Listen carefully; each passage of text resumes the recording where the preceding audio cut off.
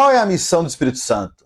Será que tem a ver com misticismo, sincretismo, bizarrices, moveres carregados de emocionalismo, carnalidade e manipulação? Fica até o final, porque o Espírito Santo vai falar com você. Aproveite e siga o perfil, curta, comente e compartilhe a mensagem do Evangelho. Vamos fazer a exposição das passagens bíblicas em que Jesus promete o envio do Espírito Santo, bem como suas atribuições, propósito e missão. João 14, 16 e 17 diz assim: E eu pedirei ao Pai, e ele lhes dará outro conselheiro para estar com vocês para sempre, o Espírito da Verdade. É a promessa da vinda do Espírito Santo como conselheiro permanente e instrutor da verdade, que vai nos capacitar a viver de acordo com os ensinamentos de Jesus. Consolador, o Espírito do próprio Deus viria para ficar no lugar de Jesus, cuidando dos discípulos e os guiando. O Espírito Santo é a própria presença de Deus com os cristãos.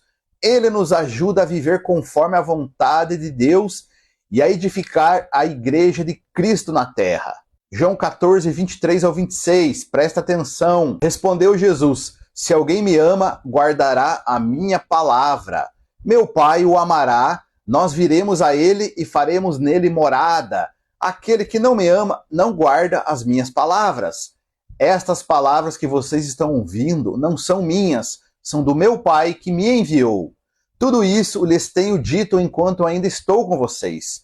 Mas o Conselheiro, o Espírito Santo, que o Pai enviará em meu nome, lhes ensinará todas as coisas e lhes fará lembrar tudo o que eu lhes disse. Desde Pentecostes, as boas novas do reino têm sido proclamadas ao mundo inteiro, mas nós sabemos que nem todos as recebem.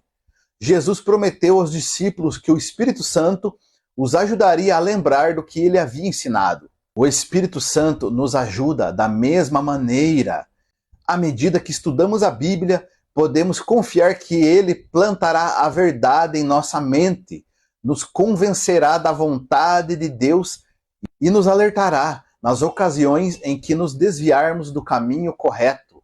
Abre aspas. Quando vier o Conselheiro, que eu enviarei a vocês da parte do Pai, o Espírito da verdade que provém do Pai, ele testemunhará a meu respeito. João 15, 26. Jesus usou dois nomes aqui para o Espírito Santo.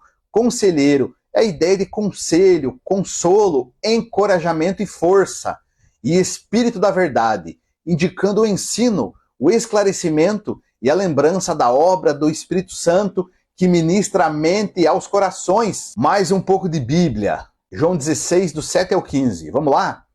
Mas eu lhes afirmo que é para o bem de vocês que eu vou. Se eu não for, o Conselheiro não virá para vocês.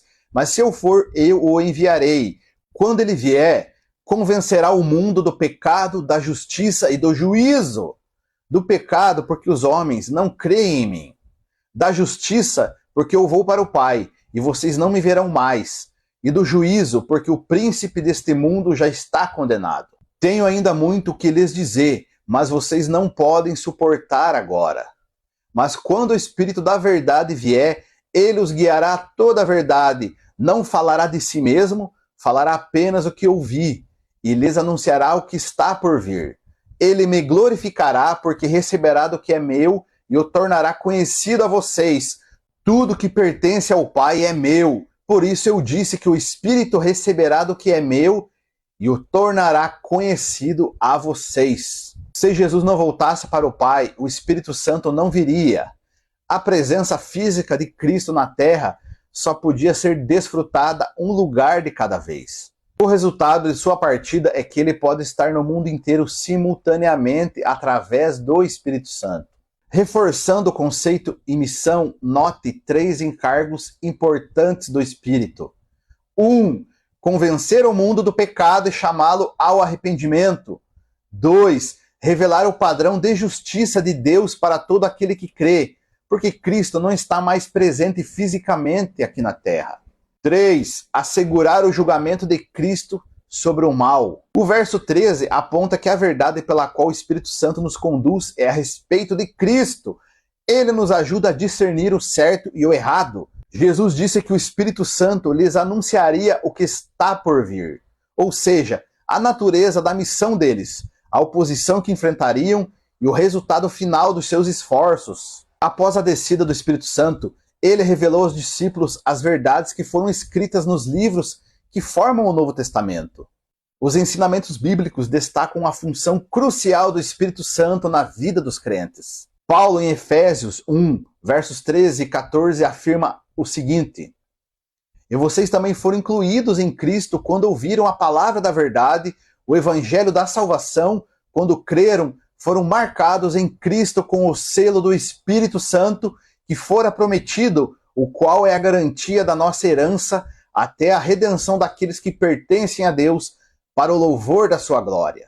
Reflita seriamente sobre a relação entre a fé dos crentes, a obra redentora de Cristo e a atuação do Espírito Santo. O Espírito Santo atua desde a inclusão dos crentes em Cristo pela fé, marcando-os com a propriedade de Deus e servindo como garantia da herança futura. Sua presença contínua é uma promessa até a redenção final, quando os crentes receberão plenamente sua herança como filhos de Deus.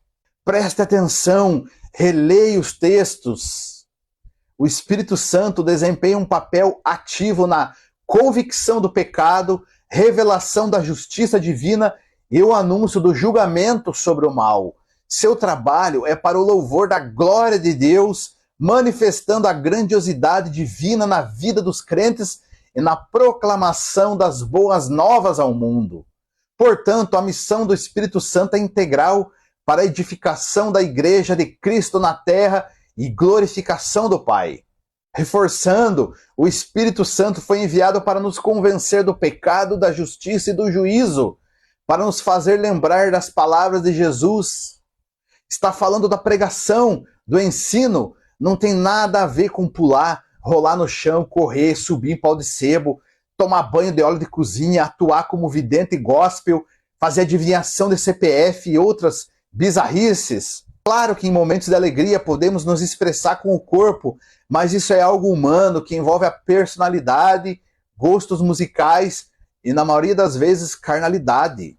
O Espírito Santo glorifica a Cristo, trabalha para o louvor da glória de Deus. Tem uma missão contínua que nos capacita a pregar o Evangelho.